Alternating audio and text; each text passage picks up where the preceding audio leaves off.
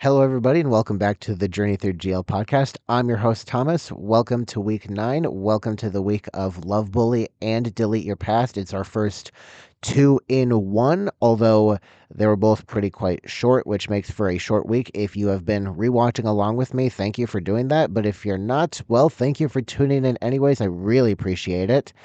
We're slowly but surely growing this podcast to new lengths, new heights. I've got some really fun stuff planned for the next few episodes. Hopefully, things go well, Lord willing. But as far as this week goes, pretty simple. Love Bully was just 4 episodes long. Delete Your Past was not even 45 minutes long. And I got to spend some time this week rewatching Ginny and Georgia and finishing uh experiencing my mom's first time watching it. I first watched Ginny and Georgia about a year ago. Well, over a year ago at this point. I watched Ginny and Georgia before I watched Gap for my first time, so this would have been early June of 2025.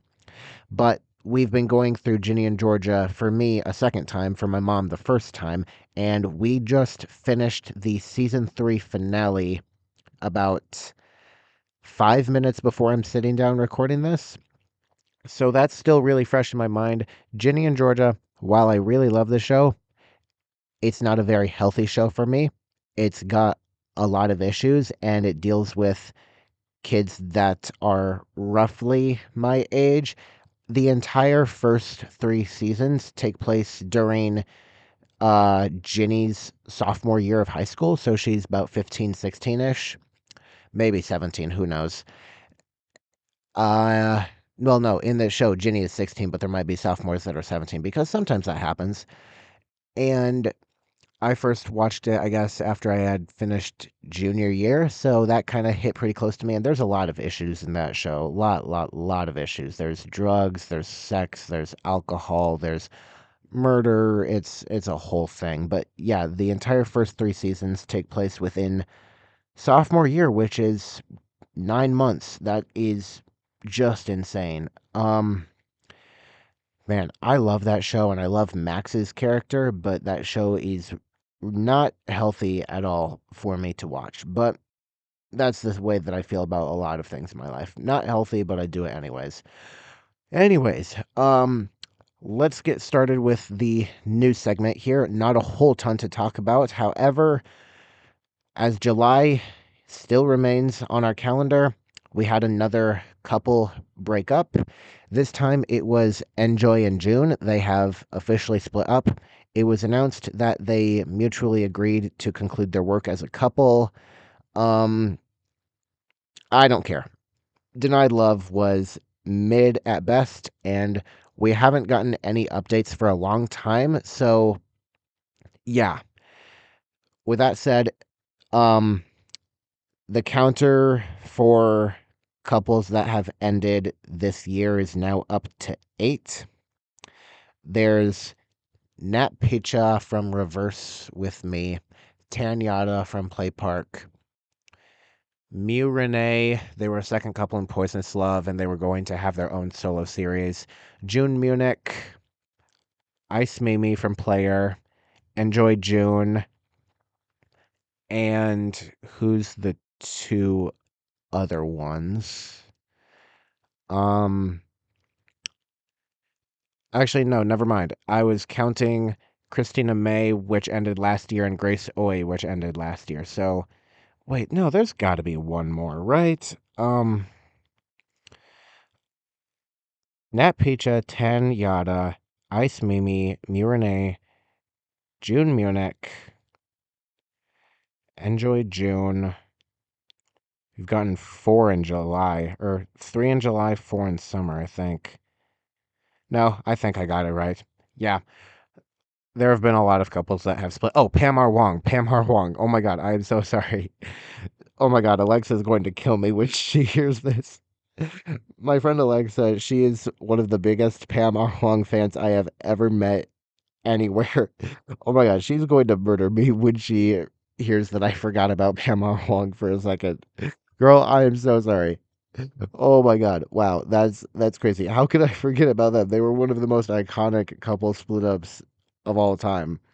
Like they basically split up like 3 months before they actually split up. That's wow. Man, that's so crazy. Actually, that leads me into my next thing, which is Look Me and Sonia are doing a global quote unquote fan tour. It's really just mostly Asia while also adding Brazil and Spain in there. When Namtan Film had their fan meet in Madrid in Spain about a month ago, Alexa, she went to it and she had a bunch of fun along with a couple other friends of mine that I'm friends with in the TGL community. Sai, Lou, they also went there. And Look Me and Sony are having a fan meet in Madrid. Again, well, the two, I guess, would be a better word. And I'm thinking about going to it. So for the record, when they would have it is like November 28th of this year, which is Thanksgiving in the United States. By that time, I would be 18 and in college, so I could purchase my own plane ticket to go international, and my passport would still be good by that time. I just don't know how I would possibly tell my family that I won't be home for Thanksgiving. How do you tell them that? I want to do it. And although going to Brazil would be easier because it's closer and probably cheaper, I want to be around my friends and at least have a chance of meeting them because I'm very certain that Alexa is going to go there, although I haven't actually explicitly asked her. I imagine that Lou and Sai will go as well, and I want to meet them. I really want to meet them, despite our age gap. I don't know how old Alexa is. I believe Sai is curveballing maybe 28. I don't actually know. Like Sai and I, we met through a mutual friend, and I'm sure that that friend mentioned her age at one point, but I've forgotten. And Lou, I believe, is 33. Like she's older than Phi is. Actually, who's the oldest Tajiel actor? It might be Ice, because I remember Ice is 1 year older than Phi is, but I think that Lou is 33. So I want to go and meet my friends, and the tickets aren't really that expensive. Like I can afford it. The plane ticket will be interesting to see how that works out, but I really want to go. And oh man, I really man, she is going to murder me when she realizes that I forgot about Pam Har Huang. I am sorry. I am so sorry about that. Those are really the only two news segment things that I really have. I'm recording this on the 26th of July, which means it's going up on the 27th, Lord willing. And there's 31 days in July. So math is hard. The month ends on Friday. So there's time for another couple to split up, but I really hope that we don't get another one. And if so, I hope it's not one that I care about. Alexa was really sad when Enjoy June split up. They were one of her favorites. She actually messaged me that she needs to learn to stop being so invested in couple pairings, which I think is a good thing. A lot of us have some really heartfelt feelings for certain couples, specifically Englot, Lingorm, Freen Becky, and Jan Jingjing fans. I think it's a good thing to not be so obsessed with a couple because if/when they split up, it won't be as hard on us. When Look Me and Sonia split up, that's going to be really, really, really, really hard on me personally because they're my favorites. They're what got me into TGL, and Affair is still my favorite series right now. Which I'm working on getting something for the Affair episode. I can't say what now, but I'm working on getting something. Hopefully it works out. If it doesn't, then I will try to get it for another episode. It's something that I'm really excited about. I can't say what yet, but I'm really excited about it. But when Look Me and Sonia split up, that might be when I start to dwindle back from TGL just a little bit. Hopefully, it doesn't happen before I actually catch up with all the series that I'm doing for this podcast. Because again, I'm going in release order for everything, and it's already going to take me over a year with what we have right now, which I'm really happy about because I want to keep this going and hopefully grow it. But, I'm still just doing this for a hobby. This doesn't make any revenue, and who knows if it ever will. I just want to do something to get my thoughts of every TGL out there in one flail swoop. With that said, I do have something to talk about that relates to a previous series and episode, which is Love Senior. Love Senior is one of the 4 two-part series that I have for this podcast because it's over 12 episodes. If for anyone who's new here, if a series is 12 episodes or less, I complete it all in 1 week, but if it's over 12 episodes, I split it between 2 weeks. And Love Senior had 15 episodes. Originally, like very first time watching Love Senior, I gave it an 8 out of 10. Second time watching it for this podcast, I gave it a 7.71 out of 10. And the reason I came up with that calculation is not because of my own decision, but actually, I created 2 separate ratings for the base series, which is 10 episodes, and another rating for the 5 special episodes. And then I added them up, found the average, and it came up to 7.71. And at the time, I thought that was okay. It's high sevens within that same range, bit lower, and it's understandable because I didn't like the base series as much as I thought I did. Some of the episodes really annoyed me, especially episodes 7, 8, 9, and 10. But the more that I've thought about Love Senior, which really annoys me actually, I want to get Love Senior out of my brain. I remember I said, I think word for word, that I was so done with Love Senior, but I can't get it out of my brain. I don't know what Star Hunter Entertainment puts into those GLs or what Onda Lucio did, but it just has plagued my thoughts. And so I am going to be updating my score for Love Senior. It's not a really huge update, but who knows? It could be significant enough to have some effects later on in the process. So here we go. My new updated score for Love Senior out of 10. Nung Song Sam 7.76 out of 10. It's not a very big difference, but it could be a difference enough to make it shift around on the ranking whenever the time comes for that with these new scores, which I'm not making my scores based off of if I think a series is better than XYZ. I'm just making my score based off of my overall enjoyment of the series, not subcategorizing it at all. With that said, let's move on to the currently airing segment. Right now, we only have 4 currently airing shows, which is really, really strange to say. It's winding down. We have AI Girl, My Lady Bodyguard, In Love Forever, and The Fire. Let's just go in order. AI Girl episode 4 left me with way more questions than answers, and it's really bugging me. Like, although this series is wonderful and hilarious, I'm still so confused about things, and I need to know answers. Plus, the preview for the next episode has got me very, very curious. First of all, how does Irene know Jen? She clearly knows her 100%.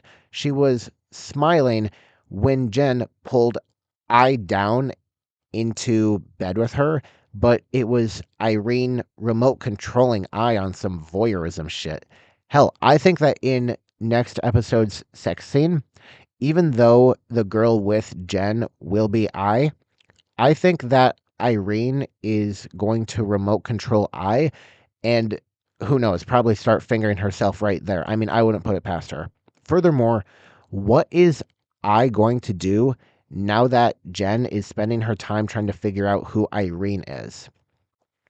I think I will feel neglected and jealous, and that's what's going to lead to the scene in the preview of the next episode where Jen says that she chooses and then I think the sex scene will happen after that. But I really think that Irene is going to use the ability to remote control a lot more often from now on because she seemed to really enjoy it when she did it the first time. My Lady Bodyguard episodes 9 and 10 once again was more of the same shit.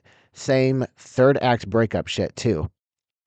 The two girls wake up and then Ko is told that it's not wise to get close to Rin Kem, so she distances herself from her, and that makes Rin Kem upset, so she runs off and gets kidnapped by these thugs, and Ko rescues her and then comes clean about her identity and tells Rin Kem that she's going to come clean to her dad too, and that they might not see each other again. I don't know. I hate 10-minute episodes, and unfortunately, that's what this company seems to excel in. What a different company is excelling in, really strangely, Channel 3, In Love Forever, Episode 6. It was the weakest episode of this series so far, which does make me really sad to say because I still enjoy this series, but it's the weakest episode easily. Runch's mom continues to piss me off, and she was in this episode way too much. I don't usually want shows to kill off characters, but damn, I would not give a fuck if her character got killed off in some super aggressively brutal way. She has no business gossiping about Runch and Neen to strangers and giving people a bad impression of Neen when they don't actually know her. She is freaking crazy. And in the next episode, it seems that she throws away Runch's wedding ring. And if I was Runch in this case, that would be the final straw and the needle that would break this camel's back. I would fucking lash out at her and forcefully remove her from my house instantly and cut all types of contact with her and ignore her completely if she threw out my wedding ring. I don't know what in the hell is keeping Runch from no contacting her mom, nor do I know why the hell she keeps expecting her to change and telling Neen to be kind to her mom. If she stood up for Neen once, why can't she do it again? It annoys me to absolutely no end. I can't wait for the episode that Runch kicks her mom out of her house and screams in her face to leave them alone. I need Runch to say these exact words to her. I need her to say, I know that you do not like my wife, but she didn't marry you. She married me, and I love her, and I will always keep my wedding ring and show off that I am married to her. If you can't accept that, then don't ever contact me again. That's what I need her to say. I don't know how I wasn't bored this episode though, with how much filler was in it. It was terrible filler, and I hate the mom so much. I gotta move on before I blow an artery. Fire episode 3. Oh boy, what to talk about with this? Man, there's so much. Fire episode 3, in my opinion, was really, really fun. I love seeing the cousins interact on screen, and we haven't gotten much of Fi being a walking firework around the cousins very much.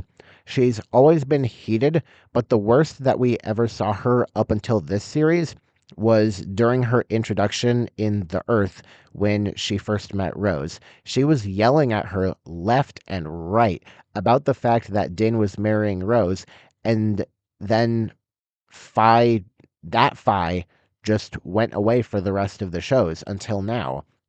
And what Fi said to Kafao at the dinner table was the meanest, most unhinged, fireball, rude thing that she has said not only to Kafao, but probably in this whole saga up to this point.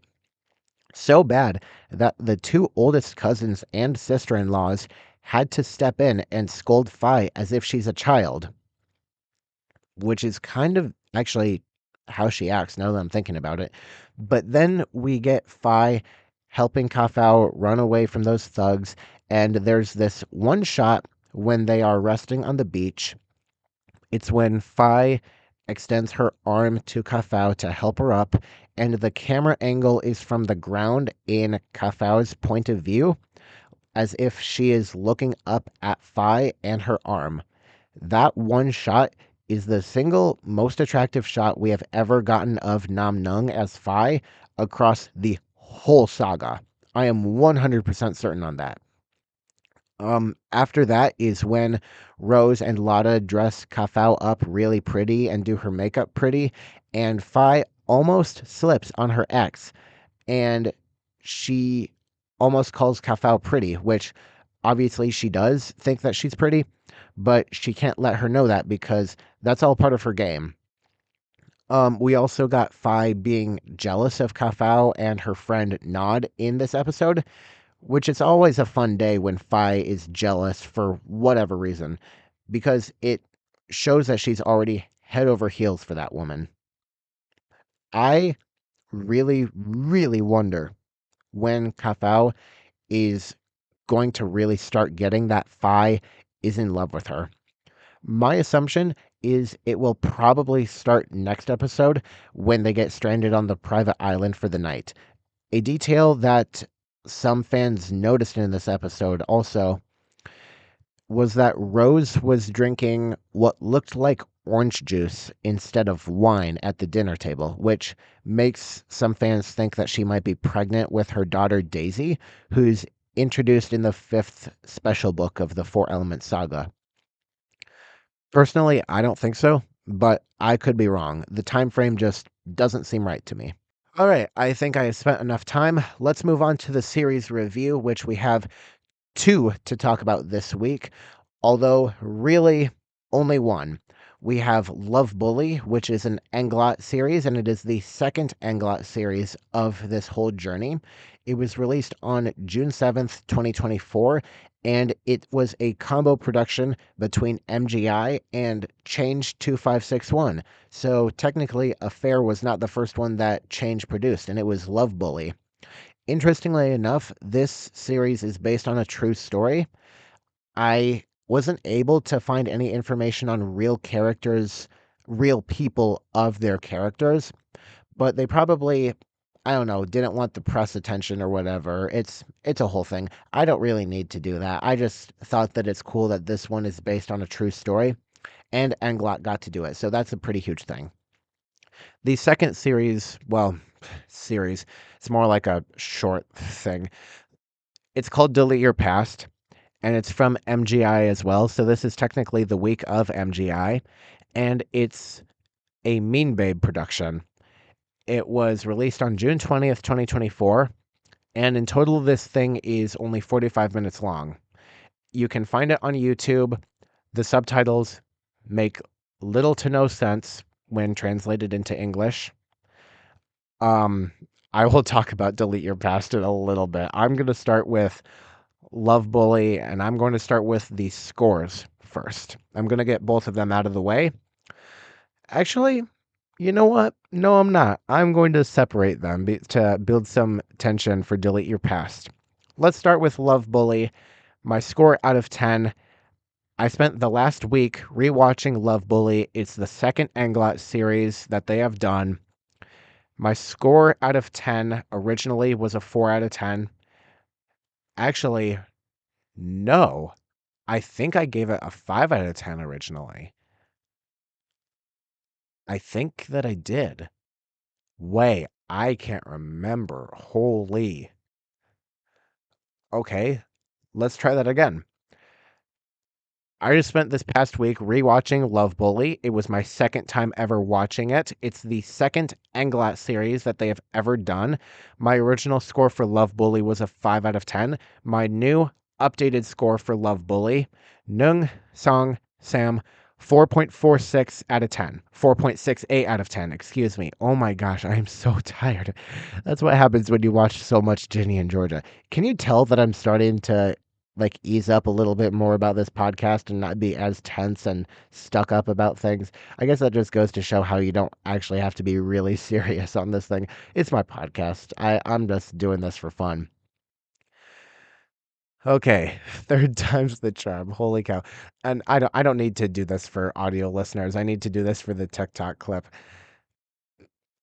I just spent this past week rewatching Love Bully. My first time watching it, I gave it a 5 out of 10. My second time watching it, my new updated score, Nung Song Sam, 4.68 out of 10. There we go.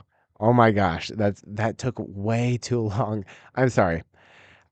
I have some notes for each episode. It's only 4 episodes long, like I told you. If you do not remember this series or if you haven't watched it, it's based off of a true story, and Engfa plays a character called Knight, who's a bartender, and Charlotte plays a character called Irene, who was abroad for most of her life and recently came back. Irene has a toxic mom and doesn't believe that Knight is good to be friends with her. Knight's dad is transgender. Like, her dad transitioned to be a woman. And like that caused some problems for her ex-boyfriend, who's also now Irene, Charlotte's assistant at the company. And Irene has never helped with the company before, and she also has a rival that is trying to take her down. Um, there's a lot of things.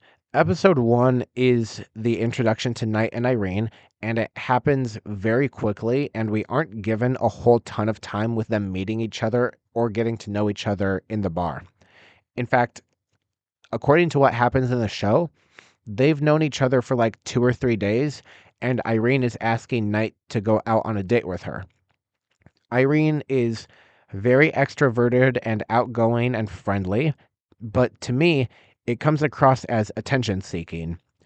Knight is trying to make her way with her bar, which I have to say, Engfa, as a bartender, we need more of that. I'd let her pour me a drink and spike it if she wanted to. Um, we have another case of toxic bad parents with Irene's mom, who seems to be an elitist since she doesn't think that Knight is of proper wealth and social class to be friends with Irene, and it's just something that she's not okay with. Um, Engfa and Charlotte have already noticeably improved from Show Me Love in their acting and face expressions. The makeup is better, the eyebrows are much better, especially on Charlotte, and it helps them look more mature. I also caught something in this episode that I think nobody else has caught yet, and it's that one of the two villains in this story, Faye, who in the show is Irene's business rival and is secretly working with Irene's assistant to take her down. The actress who plays Faye is the same actress that plays P. Mudd in Chasing Love. It's a little hard to tell, but it's definitely the same actress. Um, the towel falling scene was really cute, along with Knight teaching Irene how to make a cocktail, which I also liked. I find it hilarious that Irene's assistant, who's trying to take her down, is Knight's ex-boyfriend. Like, of course it would be, because that just has to happen, of course. I think that Knight is in one of the most difficult situations because her dad transitioned to be a woman, and she now calls her aunt, and uh the mom of the woman that is interested in Knight thinks that she's not high enough class to be friends with her, and her bar and place also needs to pay rent, and it's a bad situation altogether. Episode 2 continues to move very quickly because not even 10 minutes into the episode is when Knight and Irene become girlfriends, which I thought was a little cute, but I don't really like Irene's character in this series. She's very over the top and excessive. Um, Such as like the scene when she finds out that Aunt Joe is actually Knight's biological father. She does the fake scream that girls often do in like a type of "Oh my God" type of voice. She gets all hyper and screams her lungs out as like as if Aunt Joe is such an iconic queen. And while I do really like that Irene is, of course, supportive of Aunt Joe and doesn't mind that Aunt Joe is Knight's biological father, I think that her reaction was super over the top and cringy. And even when the next morning, Knight called Irene to tell her she says yes to being her girlfriend, she jumps on her bed and she screams up and down, saying, "I finally have a girlfriend." And this is all while she is on call with Knight. Now, Thankfully, this did not happen often in the episode or this series, but for when it does happen, it really disconnected me from the series and her character. Another thing that I don't like about Irene is how at the end of the episode, she follows Faye into the restroom and basically sexually assaults her. Now, she doesn't harm her physically, thank God, but she corners her against a wall and unzips her skirt and pulls it down. Then she follows by forcefully ripping Faye's shirt open, leaving her in just her bra. Then she threatens her and grabs her face and chin. So while Irene may not get physical with Knight, she's not a green flag by any means. Um, Although I can definitely say that Engfa and Charlotte look exquisite in this series completely. I'd even go as far to give an entire acting credit to Engfa's hair in this series. Her hair is beautiful. I love it. It looks so soft and silky and smooth, and like I could just fall asleep on her hair. It looks so soft. I think that Engfa and Charlotte are the prettiest and most exquisite looking of the bunch, in my opinion. Then episode 3 annoyed me so much, but not because it's a bad episode. It's uh like episode 9 of Poisonous Love. It hurt me and made me really sad, but I loved the hurt and it was a great episode. Like it's a I love it because I hate it. Or would it be the vice versa of that? I love it because I hate it. Yeah, it would be I love it because I hate it. Yes. I don't know. Um it's the episode when Tull, who's Irene's assistant, Knight's ex-boyfriend, Tull tries to make Knight and Irene fight with each other because Tull told Irene that he's Knight's ex-boyfriend, the one that broke up with Knight because he was embarrassed about Knight's dad. But then he says that Knight was constantly trying to get him back and texting him day in and day out, which Irene could not have cared less about. My girl genuinely did not give a shit. And then we get more toxic parent crap with Irene's mom tricking Knight and Irene thinking that she is okay with Irene dating her only after she goes overseas to close a deal that will make everyone forget about what happened with Irene overseas, because there was this rumor and things that Irene did drugs while overseas and it was kind of plaguing her in the company.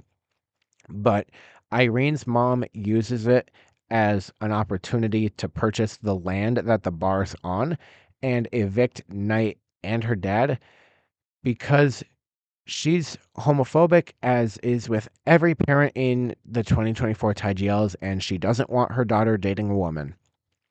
Um, for me personally, if I was Irene, I would know my mom well enough to know when she's bullshitting me. From the second that she said that she would be okay with Irene dating Knight if she could pull off one thing, I instantly knew that she was lying, even if I hadn't watched this series before. Um, I like how Irene is constantly worried about Knight and asked what happened and keeps calling her, but I definitely can't call Irene a green flag at all. Irene is a red flag and Knight is like um sort of a lime colored flag, not yellow but not green.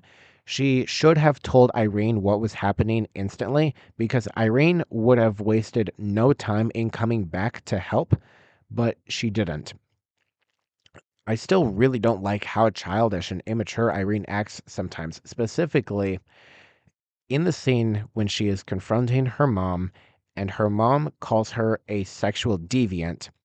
Instead of a reasonable argument, Irene bursts out and thrashes everything that was on her mom's desk onto the ground, as if she's like having a tantrum like a 4-year-old. I think Irene must have been raised in a way that just showed her that that behavior was okay. But I really, really hate how her character acts sometimes. And the last episode isn't any better. Episode 4 was all filler crap. I didn't like how Irene's mom was just suddenly okay with her daughter dating Knight, although it did make for a quick, happy ending. I didn't like how Aunt Jo cried at the feet of Irene's mom. I didn't like how we didn't see the consequences for Faye and Tool and just heard about them. It was so rushed, and that's the problem with having only 4 episodes. Um, yeah, this series is just okay. It's not worthy of being called good.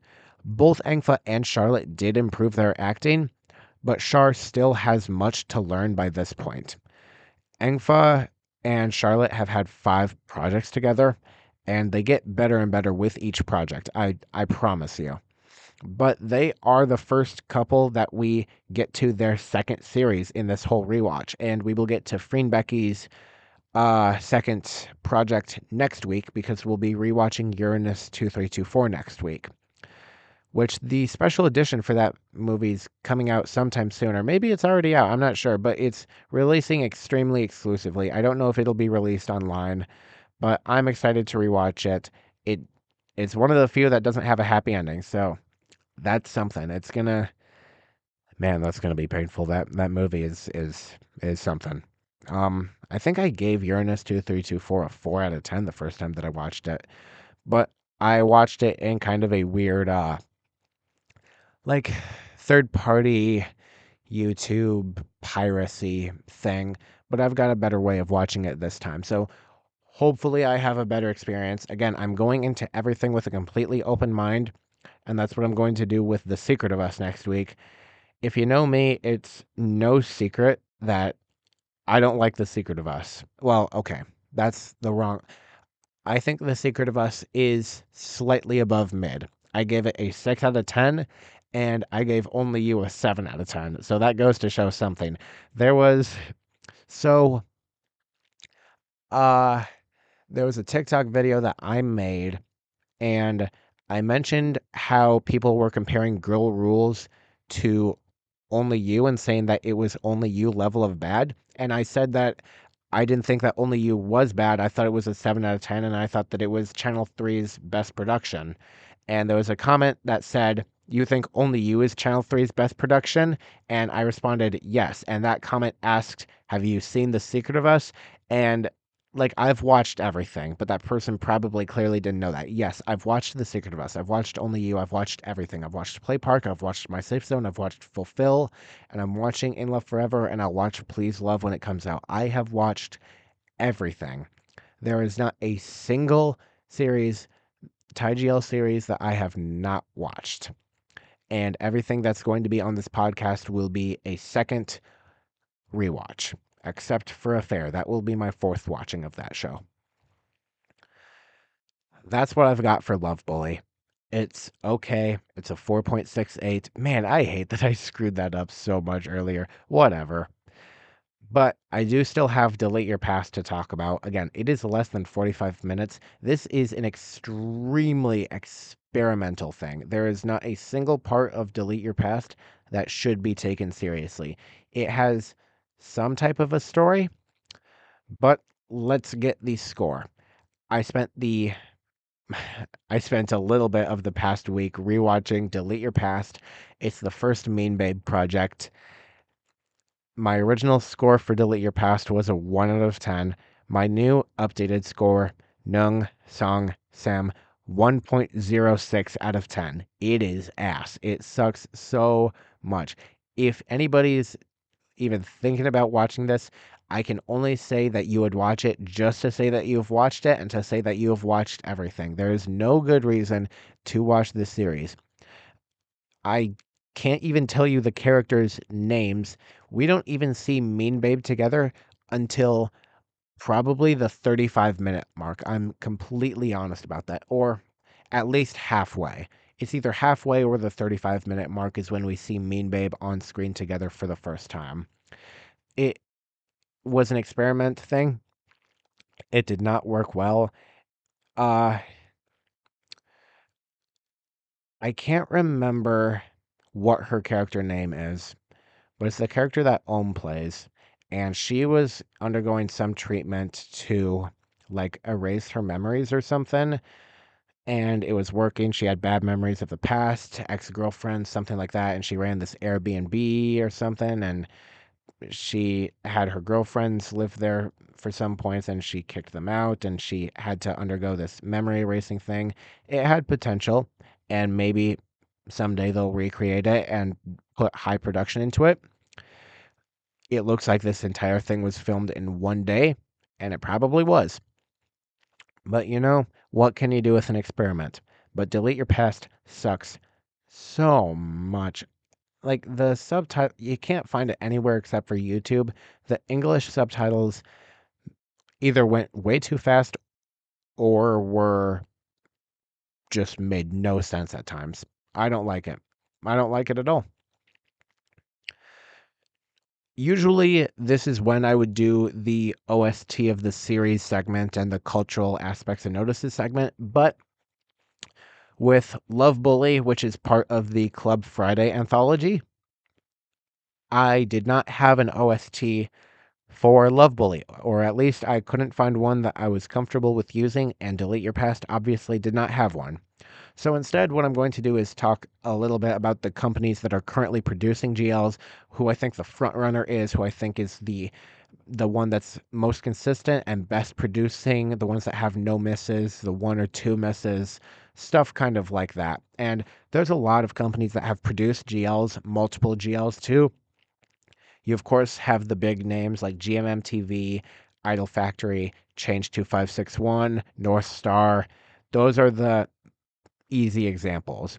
There's a lot of companies that have produced only one, or they currently have another one airing, or they're planning a second one. FRT Entertainment recently had Shades this year, and they're going to be coming out with Shades Part 2 next year, and they've got By My Boss coming as well, which I think is currently filming. Motion Mind had Roller Coaster, and they'll be having By My Side later this year. Channel 3, of course, had The Secret of Us, Only You, My Safe Zone, Play Park, Fulfill, and In Love Forever, and they're going to have Please Love later in this year. Change 2561 had Affair, Harmony Secret, I Want to Be Soup Tower, Hometown Romance, and Chasing Love. GMMTV has had 23.5, Pluto, Us the Series, Whale Store, Girl Rules, and the little anthology Hello, Is This Luck type of thing. But what I think that the front runner is, and of course, Idol Factory had Gap, The Loyal Pin, Dream, and Summer Somehow. What I think the front runner is, without any shadow of a doubt, the company that is most consistent, the one I have most confident in, is Northstar. And that is possibly because of simply just their consistency, but also because of their leadership. P. Tick herself is a queer woman. She has a girlfriend, and she has posted her girlfriend a couple times on social media. She keeps her private life pretty private, which I respect, but she prioritizes the girls. She has, I believe that she has a whole team in charge of the North Star Instagram accounts. And on the North Star artist Instagram accounts, uh, there was a slideshow for like the artist schedule, which had the title The Universe of Yuri. So it shows that she's really prioritizing things.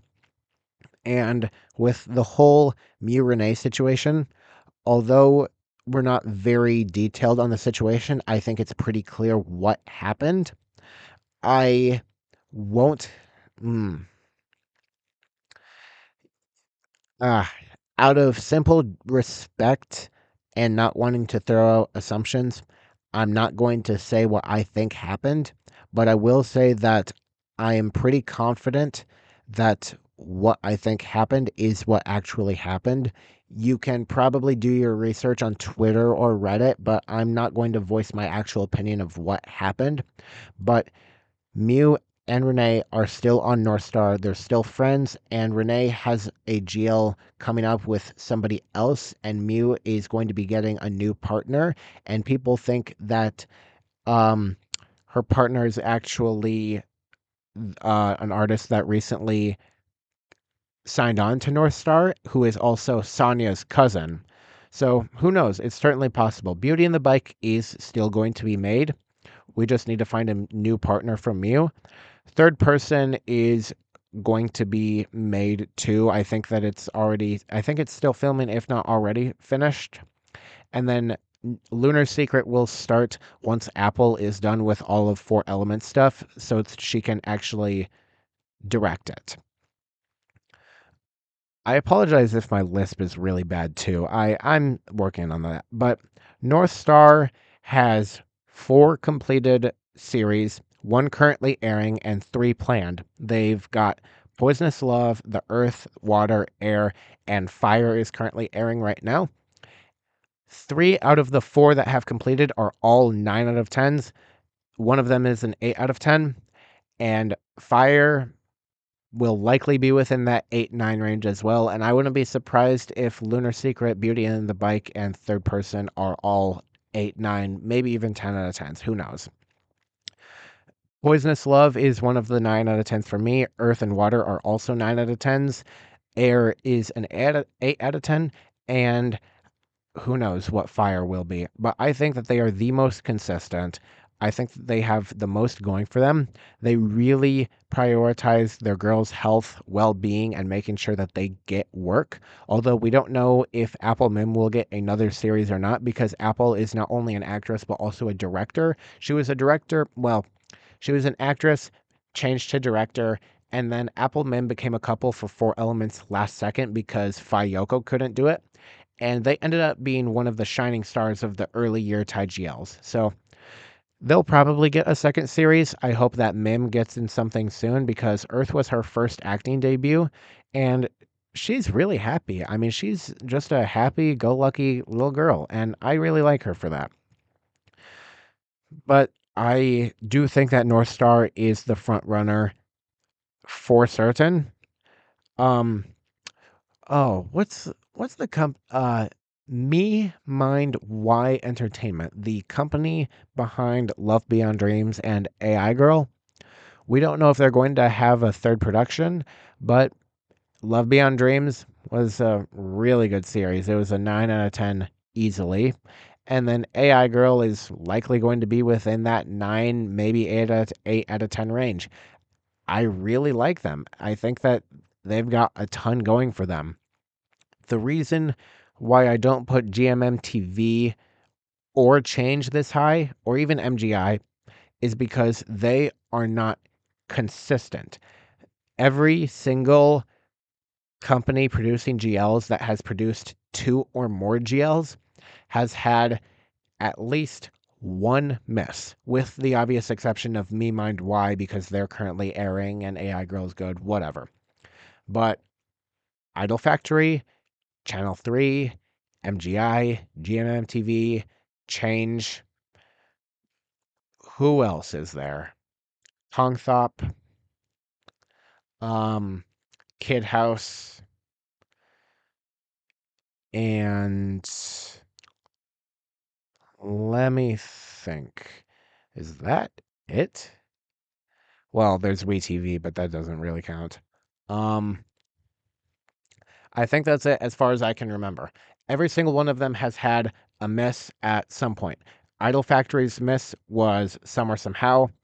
MGI have missed with Show Me Love and Unlimited Love, and maybe even Love Bully if we can go that far. Yeah, I would say Love Bully was a miss. It was okay, but it was a miss. Change missed with Chasing Love. Channel 3 has missed with Fulfill and Play Park. GMM-TV have missed with Hello Is This Luck and Us the Series. And then Kid House has missed with Lucky My Love and Music Story Losing Control. Kongthop have missed with Your Apple, Shadow of Love, and they're currently missing right now with My Lady Bodyguard. But Northstar has not had a miss at all yet. Poisonous Love, Earth, Water, Air, Fire, I can't see them missing. I genuinely cannot see them missing. They have the most consistency out of any company, and I don't think it's even a fair competition. That's just what I have to say about it. That's what I think. Okay. Um I've got a couple of questions here. I've been doing about 7 questions for the last few episodes, so that's what I'll do here. And this may take a little bit because I'm glancing at what some of the questions are. Let's see. Let's start. Out of all of the GLs this year, which one had a weak trailer but slayed its execution and vice versa? Can also talk about it in film POV and average users POV. Weak trailer but slayed its execution. Let's see. That's um I will say that Shades did not super excite me when I first saw the trailer for it, like the original trailer. I did a TikTok ranking of my most anticipated shows for the future, and Shades was really far towards the bottom. I was not looking forward to it. I think I said that an all girls school with teens, lesbian drama, angst, whatever, smoking, drugs, alcohol, recipe for disaster. I was so incredibly wrong. Shades is one of the best of this year, period. I was so wrong about the trailer being bad. Or well, the original trailer did not get me excited. I was wrong about that the series was going to be bad. Vice versa. Strong trailer but weak execution. Girl Rules, definitely. The Girl Rules like original pilot and the first trailer got everyone so excited for it. And then it ended up not being a total disappointment, but it was a 7 out of 10, which made me really, really, really, really sad. Um, Film POV and average users POV, though, that is interesting. I think Shades has some of the best camera work. It's like between that, Earth, and Water, it's a tough competition. It's really a tough competition. Average users POV of enjoyment. A lot of people seem to strangely enjoy Fulfill. I don't understand that at all. I was so ready to give that series a 4 out of 10 based off of the first few episodes. It ended up being a 6 out of 10. I thought that like the order from best to worst Channel 3 original GL was going to be in release order. I thought it was going to go Only You best, then My Safe Zone, then Play Park, then Fulfill. It actually ended up being Only You, My Safe Zone, Fulfill, Play Park, which really shocked me. Bam are also going to be getting a second series, so that's cool. I'm happy for them. Pick apart your favorite TGL intentionally. Um, I don't know what that's asking. Pick apart your favorite TGL intentionally. So my favorite TGL is Affair. I've seen it 3 times. It's one of my two 10 out of 10s. I'm terrified to rewatch it because I'm worried that I will love it less. But I'm going to be rewatching it with an open mind as if it's my first time watching. Plus, I'm a bit older, and it's been over a year since I've watched it. Pick apart it. I will say that there's a lot of bits with Eck that I don't like. He comes in at the worst time. He has the worst one-liners. He always makes everything about him. The fake crying scene was really bad. I think that the lighting and camera work in that series is phenomenal masterpiece though. I would love to blow up that series and watch it on IMAX 70 millimeter. Which, if I ever go watch a premiere or a finale for a TGL series, I don't know what the screen size aspect ratio is. I'm guessing it's probably 1.90 to 1 or 2.3 to 1. I've done a lot of research on screen sizes and aspect ratios, film versus digital, because of the Odyssey and the difference between true IMAX and fake IMAX, because a lot of movie theaters retrofitted their theaters to be within IMAX standards but not actually be IMAX. I think is it asking me to pick apart the bad stuff versus the good stuff? The good stuff is everything with Look Me and Sonya. They're acting both in like dialogue and body movements and facial expressions.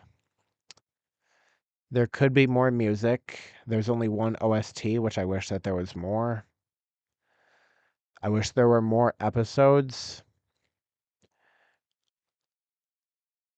I like that Juan was always committed to playing, although the running away scene from Juan was not very welcome, in my opinion. I didn't like that. Yeah, I have a lot of things to talk about with Affair, and I've got something hopefully planned big for that episode. Hopefully it works out. What's a plot slash trope you want to see in a TIGL, and how do you think the sapphic experience would make it so much better? I want so um I have two answers, but one of them kind of already got announced. There was this new TIGL that got announced. We only have a poster for it. It's called Revenge, and by the looks of the poster, it seems to be another crime GL, but more blood, more murder. It kind of looks like a slasher movie like Scream or Halloween or maybe something like Obsession. No, not Obsession. Scream or Halloween meets TIGL. But I want to see a graffiti artist and street cop. I want to see the graffiti artist painting love messages, cute things for the cop because she knows that the cop will always find her and follow her. And I think that it being two women would sort of heighten that you never know until you know, or it's you just have to wait to find the right person experience thing. And maybe one of them has already tried with women, or maybe one of them started out as straight but is turning bi, which there's a lot of biphobia in TIGL, specifically in girl rules with men. That's one that I think would be really, really fun to see.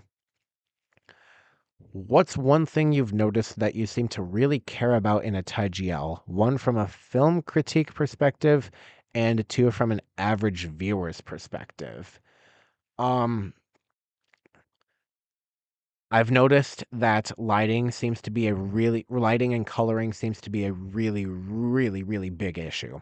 Some of my favorite series are the ones with darker or colder color tones. Clarabelle is dark, but it has a warm color tone. My Marvelous Dream is kind of an in-between light and dark at times, but it has a cold color tone. I really like that. I wish more GLs prioritized proper lighting. The worst lighting that I have ever seen was in Show Me Love. Everything was way too bright. It was horrible. And then the worst series that has like like as if there was no lighting whatsoever put into thought in it would be Fulfill. It looks like you shot something just on a camera, had microphones, no lighting, no thought put into it.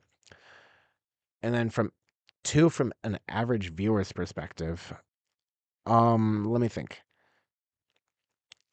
Oh, that's hard. Average viewer's perspective. I wish we didn't have as much toxic parents. We're still getting that in the Big 26. Looking at you, In Love Forever. And um toxic parents. I wish that the internalized homophobia thing wasn't so present anymore, and it isn't really so much anymore. But for a long time, it kind of was. Notably in Affair, The Loyal Pen, a couple others. My Safe Zone, I think, is another one that I think I could mention. I think that we need to be done with that. And would I say that there was a little bit of an girl rules with men? Possibly. Possibly you could go that far. Those are some things that I just want to be done with. What key elements do you think make up a great GL show? Has there been a show that included all of them? Okay, so you have dialogue, you have pacing, you have lighting and coloring, you have number of episodes and the length of those episodes, the amount of filler that's within them, how many characters are likable versus dislikable, and if you hate a character, is it for the right reason? There's very few shows that have included all of them, And the shows that do include all of them for me are the ones that are very, very high on my list. My top 5 right now in order is Affair, The Loyal Pin, Pluto, Clarabelle, and The Water. I think that for what Affair is, the number of episodes are right for it, and I think that what the Loyal Pin is, the number of episodes in that are right for it. I think that if Affair and the Loyal Pin could have split their episodes to a perfect medium, 10 to 12, I think that would have been wonderful, but it didn't, and I'm honestly kind of glad that it didn't. Pluto has some of the best lighting that I've ever seen, period. That and My Marvelous Dream. And then this is just a personal preference thing. I love astrology references. 23.5 was riddled with them, and there's also more in Pluto, so I'm excited for that. Really, the big thing, the pacing, lighting, coloring, and just character enjoyment. That's something that is really big for me. What's your take on how TGL handles mask slash femme dynamics? Are there so many smaller questions inside that too? Like, how do you feel about Toms in the GL world? And how do you feel about the very specific standards companies seem to have for how couples should be portrayed? I think that most are attracted to femme couples. For the masks that we see in GLs, they're very soft masks. We've only had one butch in a series, and that was Z in Be My Angel. That series is not good. The typical masks are the ones you see, long hair. They act girly, but they dress a bit like tiny bit more masculine. And truly, I don't know how to differentiate that at this point. Most people on Twitter seem to, or at least try to. There was this thing during the air finale when the four cousins plus Fa were wearing suits and bow ties at the table while the others were wearing dresses. It was this thing. I'd like to see a little bit more representation. How well that would go over with the general audience, I don't know. I do think that it does need to be portrayed, and there are some companies that I would have more confidence in doing that. GMMTV and Northstar are the two biggest ones that I would have confidence in for that. For GMMTV, Pam, Emmy's character in Us the series, had her hair a little bit shorter, and not many people complained about that, so that could be something. I think that most companies are scared of doing that because femme is what is so popular, and most people probably think about that when they think of these queer women relationships, or at least the people that actually take it seriously. I would love for more representation, but I don't know if it will happen, but I think it needs to. We don't have any upcoming shows that have anything other than femme or soft mask femme. So who knows when it'll happen, if ever, but I think it should happen. Last question. Rank your favorite shows using 3 to 4 different metrics, from camera to writing to character development to acting. I'm going to use those 4 that you just said right there. Whoever submitted this question. I'm going to limit it to my top 5: Affair, The Loyal Pin, Pluto, Clarabelle, and The Water. So let's start with camera work. The series that has the best camera work from weakest to best. Um, I'd go Affair in last, then ooh, would I go Affair or The Water in last? Mm, oh, that's a tough competition, actually. Yeah, Affair in last, then The Water, then The Loyal Pin, then Pluto, then Clarabelle for camera. Writing, I would go the water in last, then Pluto, then Clarabelle, then the Loyal Pin, then Affair. Character development. Last place, I would go with Clarabelle, then Pluto, then Affair, then the Loyal Pin, then the Water, and acting. That's where this gets difficult. Acting. Um, oh boy. I think acting is actually just in the order of my top five. Water, Clarabelle, Pluto, the Loyal Pin, and Affair. Yeah. Yeah, actually, it is. Well, that was good to have at least one of them that I didn't need to think very hard about. Yeah. Acting, I would go in that order. I love all of those shows so much. The biggest piece, like pinnacle point of acting in the water for me is episode 6. For Clarabelle, it's probably any moment when Claire and Belle are just together. Same thing with Pluto. Loyal Pin is obviously super great for acting, but Affair is just my favorite of all time. I think there's very little things that are bad with that show. Seriously, I do. That just about wraps up this episode. It's been a fun week. It's been an easy week, and for that, I am very thankful. Next week, we have another combination, and it brings on our first Channel 3 GL and our second couple GL, because next week we will be rewatching The Secret of Us and Uranus 2324.